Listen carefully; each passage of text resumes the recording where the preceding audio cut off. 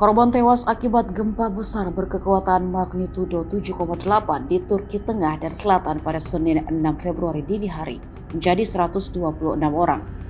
Sementara di Suriah yang juga merasakan gempa menyebabkan 111 orang tewas.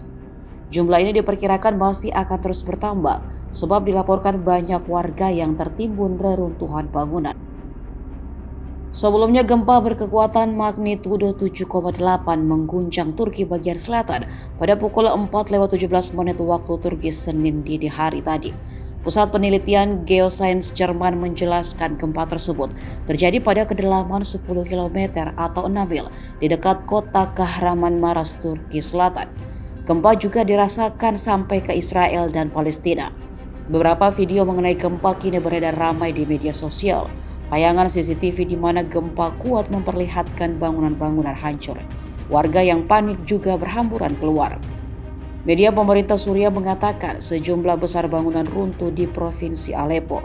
Warga ketakutan dan memilih berdiri di depan pintu rumah. Orang-orang di Damaskus serta di kota Beirut dan Tripoli di Lebanon berlari ke jalan dengan berjalan kaki dan menggunakan mobil mereka untuk menjauh dari bangunan.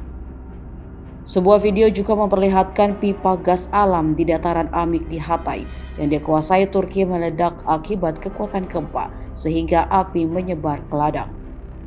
Ada juga video seorang ayah memanggil anaknya yang diduga masih tertimbun reruntuhan bangunan rumahnya.